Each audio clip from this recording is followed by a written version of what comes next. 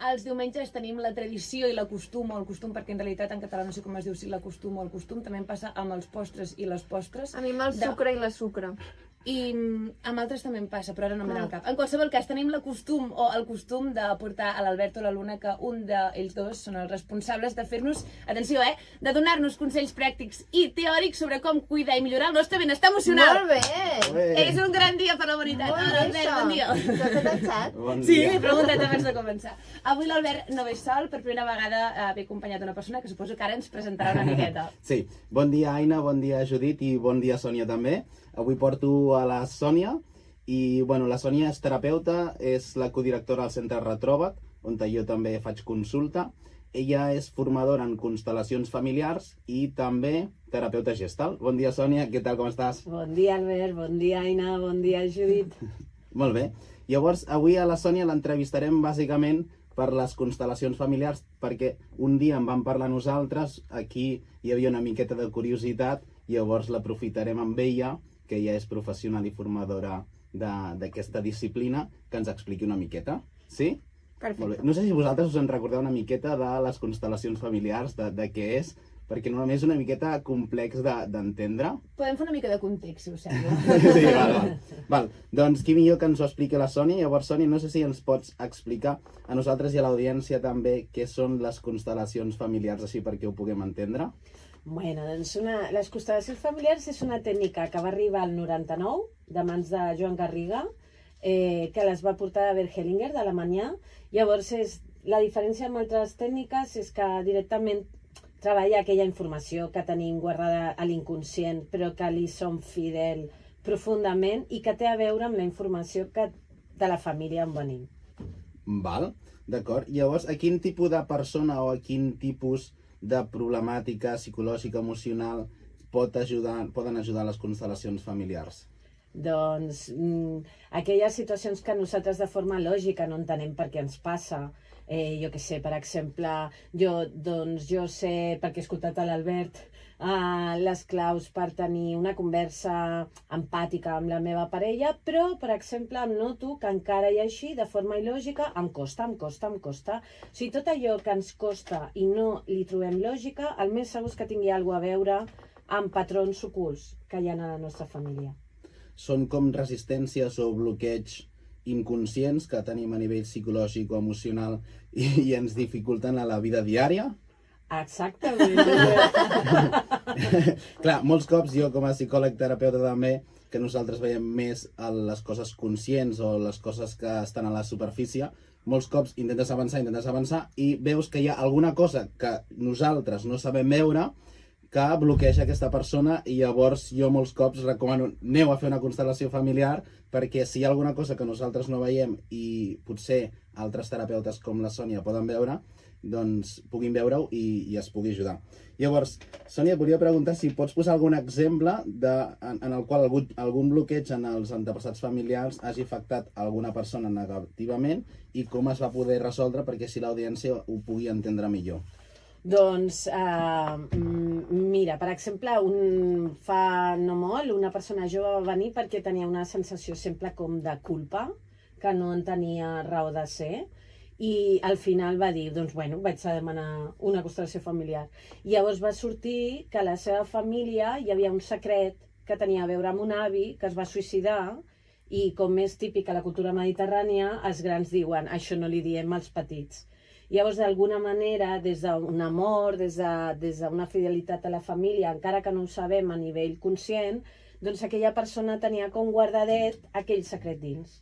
Però això passa amb una culpa, per exemple, una altra persona que era jove d'allà uns 32 anys i va venir per una teràpia de parella, la teràpia de parella va anar superbé i encara i així la dona va dir escolta'm, és que jo noto com una distància amb ell que no sé com trencar-la. I van fer un treball de constel·lacions familiars i llavors va sortir que quan tenia 15 anys es va quedar embarassada i va tenir una interrupció espontània de l'embaràs i a la família li van dir, bueno, com encara no li havíem dit a ningú que estaves embarassada tan joveneta i tal, fem com que no, com que res. Doncs aquest amagar-ho, no?, és com una coseta que li va quedar al cor i llavors les interrupcions de l'embaràs, per exemple, és una cosa que afecta molt a l'hora d'estimar. a una parella. És com si fos una paret invisible. I com això, moltes cosetes. Molts casos. No sé si Aina i Judit teniu alguna pregunta. Ui, sí, moltes. Primer, jo volia saber, crec que ho vam parlar una mica, però no intensament, com funciona, perquè recordo que hi havia com gent voluntària o gent que podia oferir-se, no?, a ajudar aquesta persona. Bueno, com funciona? Doncs mira, normalment si es fa en grup, perquè es pot fer també individual, hi ha els que demanen treballar un assumpte personal i hi ha els que exclusivament participen, que se'ls diu representants. Llavors aquests teòricament van com a participar per l'assumpte d'un altre, però en realitat van egoistament, perquè treballar amb constel·lacions familiars és treballar amb l'amor de la família. Llavors això és com dona molta pau al final participar-hi. Llavors la persona que es vol treballar seu al costat del professional quan se li crida. Llavors inicialment s'enfoca doncs, què és el que vols treballar, què és el que tu notes a la teva vida que t'està fent alguna barrera. Obvi, la persona no pot demanar-te vull treballar-me aquell secret. Clar, no ho sap, si ho sapigués ja no ho demanaria. I llavors, a partir d'aquí, el professional engega el que es diu la constel·lació familiar, doncs, demanant als participants doncs, que entrin 3, que entrin 2, representant un avi o una àvia, depenent del que es demana, el que es nota, i a partir d'aquí doncs, s'activa la constel·lació familiar com un guió d'aquell succés que va passar a la família. I arriba un moment que es troba el nus del secret o d'aquella cosa que d'alguna manera va quedar com endurida i no va poder fluir en aquella època, perquè hem de pensar que també a vegades hi ha ferides que són pròpies de la guerra, i llavors amb una atenció professional, amb una participació del client, que en algun moment també se li pot demanar entrar a la constel·lació familiar, doncs es tracta amb amor aquell succés.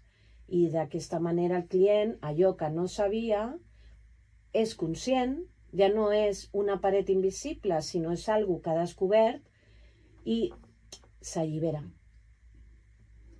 I això com es condueix? Perquè en realitat tu no saps cap on aniran les coses. Entenc que és com una obra de teatre que no té guió perquè no saps com acabarà tot això. Com es dirigeix?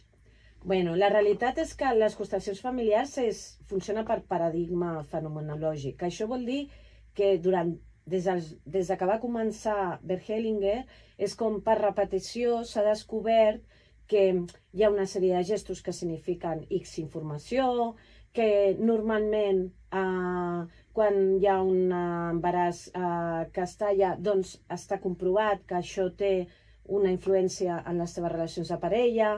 Llavors tot això és el que pren un guia de constel·lacions familiars com per tenir més pistes sobre què és el que s'està movent, no? Aquí està la gràcia de l'acompanyament professional. I has dit que també n'hi ha d'individuals. Sí. Són diferents? O sigui, es treballen coses diferents o s'arriba... És igual d'eficaç. La diferència és que no participen persones del grup, sinó que es treballa amb objectes. Poden ser ninots, poden ser coixins, i la participació del client és més protagonista en tot moment. Però és igual d'eficaç que en un grup. Vale. Perquè els figurants quina motivació tenen, em refereixo? O sigui, què guanyen aquestes persones fent de figurants? També els pot ajudar amb elles i amb ells?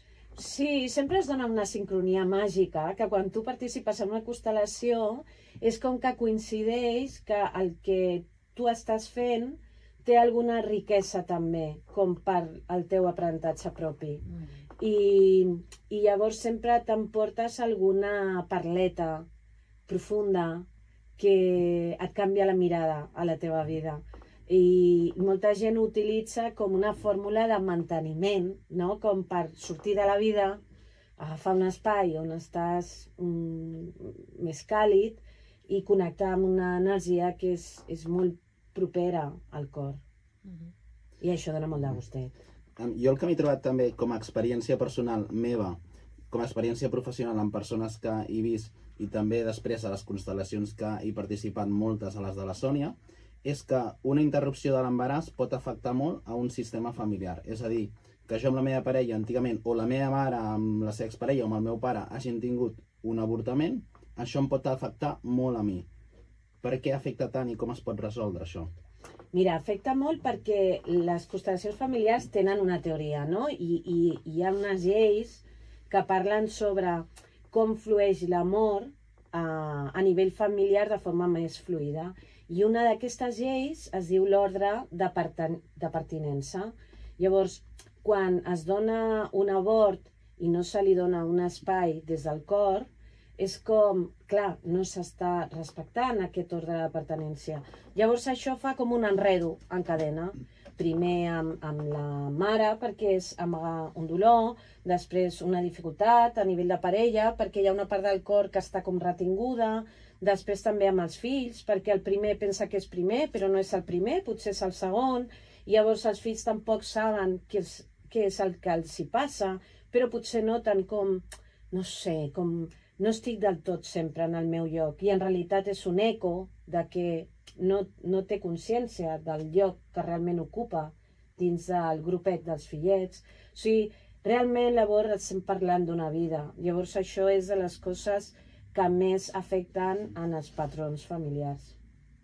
Una vida i una ànima també, una consciència que potser havia de venir, no ha pogut experimentar-se en aquesta vida física, llavors com a tal està en una altra dimensió, podríem dir, però encara està present dins el sistema? Sempre. I fins i tot, ja que hores això afegeixo, és que potser no necessitava més temps. Potser 6 mesos o 3 mesos a la panceta de la mama ja era un regal. La diferència és que això implica un dolor a la mama i al papa, però per una ànima 3 mesos a la panceta de la mama pot ser un regalàs ja. Has dit que la interrupció voluntària d'un embaràs pot ser anava a dir un atenuant, però no, justament no és això, una cosa a treballar dins de les constel·lacions familiars, però també hi ha altres exemples, has dit. Per exemple, pot ser la mort d'una persona, un dol no ben passat o altres coses? Sí. Mira, per exemple, un cas bastant típic i fàcil d'entendre, ho dic perquè les constel·lacions s'entenen quan fas una. Quan fas una, com és una cosa molt natural, s'entenen a la primera. Quan ho parlem, costa més d'entendre de cap. Però un exemple que s'entén fàcil és, per exemple, si tu ets un fill d'un papa que mor als 8 anys. El teu pare, no? I llavors, d'alguna manera, des d'un amor sec, sense pensar-ho, tu et col·loques en un rol de parella de la teva mama, però sense saber-ho, des del carinyet. Llavors, quan passa el temps, a tu et pot afectar, per exemple, que el teu lloc de parella ja està ocupat per la teva mama. Llavors tens una dificultat per trobar una parella. Però potser per aquesta mare que s'ha quedat vídua, si no ha fet el dol, també el té ocupat, encara que físicament la persona no estigui. O sigui, realment és molt important, encara que no tenim molta tradició cultural, de donar un lloc de cor a les persones que se'n van. I a vegades anem tan ràpid que fins i tot no trobem com el tempus per obrir-ho des del cor, perquè ens fa pupeta. Però és qüestió d'amor.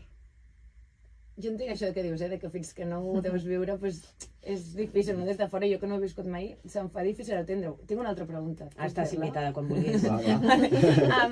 Com sap una persona que potser necessita fer una constel·lació familiar? Em refereixo, jo sóc la Judit i jo potser a mi m'aniria bé, m'ho invento, no ho sé. Però a mi ningú m'ho ha dit, jo no ho noto, no ho sé, ningú m'ho ha explicat. Com puc arribar aquí jo?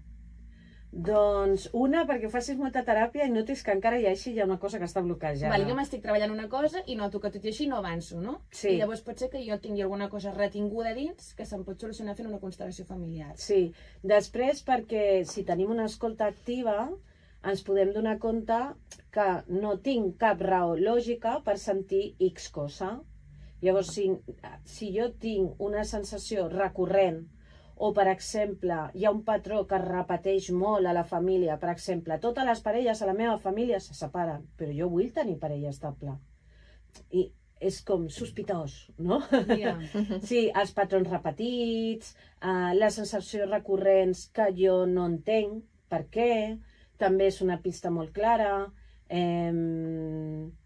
Si jo sé que, per exemple, hi ha alguna situació molt important a nivell familiar que va marcar molt a la família, doncs anar a fer una passejada per veure si li puc ficar més harmonia no? A com jo sento que jo m'ho han explicat, que quan m'ho expliquen encara sento que hi ha com dolor o enfado.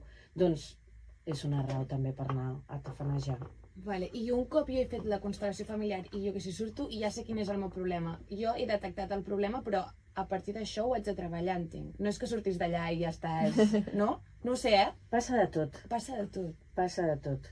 Perquè de la mateixa manera que sense saber coses nosaltres som fidels, de la mateixa manera, quan nosaltres inconscientment treballem alguna cosa, també aprenem inconscientment. Llavors, a mi, per exemple, durant aquests anys, i com diu l'Albert, també com a clienta, no? Perquè jo també em faig constel·lacions amb mi, és molt curiós comentaris tipus Anna, abans em costava molt això, he fet la constel·lació i ara no sé per què, de sobte ja no passa. Això, per exemple, és un efecte bastant típic de constel·lacions. O, per exemple, que a la constel·lació es dona una sèrie de frases, perquè a constel·lacions s'utilitzen frases sanadores, com molt tècniques, però se li diu tècnicament frases sanadores, i de sobte el client et diu vaig arribar a casa i justament la meva mare em va dir la mateixa frase que va sortir a constel·lacions. Això, per exemple, a mi m'ha passat com a clienta. O sigui, és com el més maco de constel·lacions, més enllà de que ens obre portes i ens deixa més lliures, és que hi ha alguna com màgic, que realment l'amor ens uneix entre els membres de la família. I és una sensació interna molt gustosa, perquè llavors els teus avantpassats ja no són els vells, sembla que són com aliats, no? I dona com una sensació de connexió al teu arbre. Hi ha una frase que diu Bert Hellinger, que a mi m'agrada molt, m'he portat per aquí una mica, que diu la vida no pot fluir si no ens mantenim connectats amb les nostres arrels.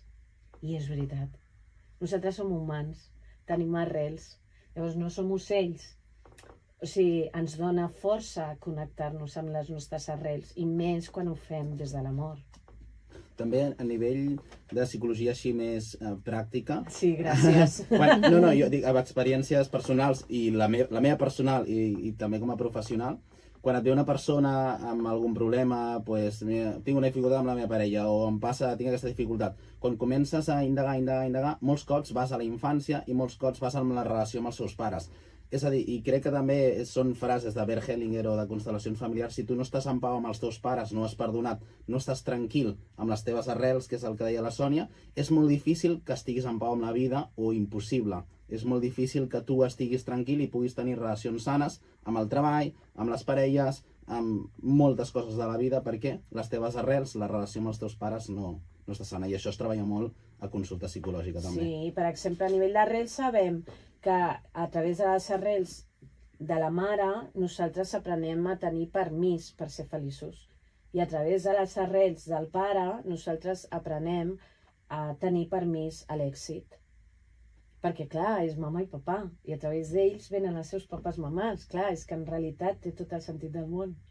I si estan vius, també es pot solucionar amb això, o han d'estar morts?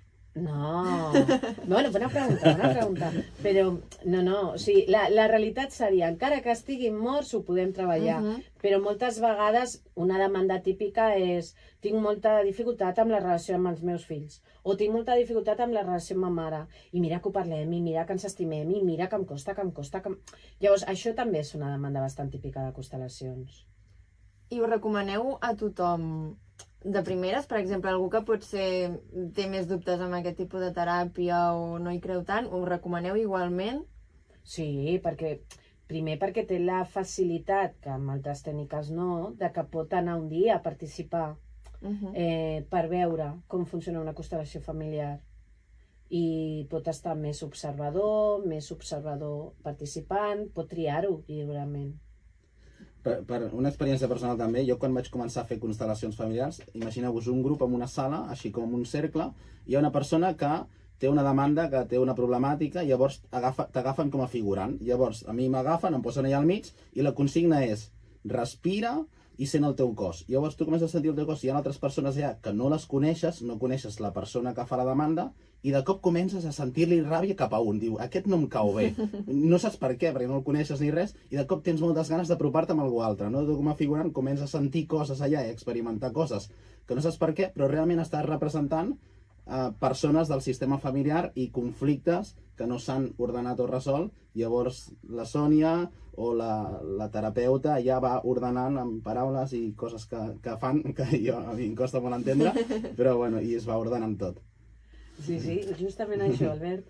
Ho dic perquè, clar, és com a nivell de participant al principi quan ho veus, o sigui, a vegades ho has de veure com per entendre, no? Ostres, com pot ser que jo em posi al mig i començo a sentir coses? Sí, que passa, T'ho diuen els que ho han fet i si ho vas, ho experimentes.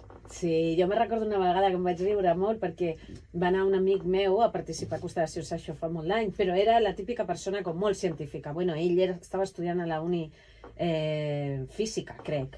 I llavors me'n recordo que ell va anar com des d'un lloc escèptic, no? Perquè, clar, tu pots participar i després opinar el que et roti, no? I me'n recordo que ell anava molt escèptic. La seva ment científica deia un i un no són tres. I me'n recordo que després, quan va sortir, a mi em va fer molta gràcia perquè va venir directe i em va dir, Sònia, t'ho juro, que jo notava les cames com molt rígides, I jo li deia, sí, però que si les volies moure, les podies moure. Sí, però que jo notava com algo molt... I va ser encantador, no? Com descobrir aquesta màgia de com pot ser, no? Però en realitat és com els peixos quan van tots junts, no? Sembla que tinguin una coordinació, una informació enmig de l'aigua. O els ocells quan estan volant també sembla que tinguin una forma que l'acaben de coordinar per walkie abans de sortir a l'aire, no? Llavors nosaltres... Te pones a la derecha que yo me pone a la izquierda. Llavors els humans, doncs també tenint a l'aire, tenim informació encara que no la veiem amb els ulls. Que guai, és que sona com màgic. Sí, és que ho ha dit al principi, Sí, però després veus això, no?, que té tota la seva lògica i els seus raonaments. Oi, ja ens estem... Sí, és que ho haurem d'anar deixant aquí, Albert. No sé si tens una pregunta final. No, per mi ja estaria. No sé si la Sònia vol dir alguna cosa més. No, que moltes gràcies per la invitació, que m'he sentit a casa. Que bé. Pots venir un altre dia, Sònia, fem la part 2, perquè jo tinc més preguntes. Quan vosaltres maneu. Molt bé. Moltes gràcies, Albert. Gràcies, Sònia. Doncs, Albert, gràcies, Sònia, i a l'Albert el tornem a veure i escoltar d'aquí 2 setmanes. D'acord? Molt bé. Gràcies, que vagi bé. Adéu-siau. Adéu.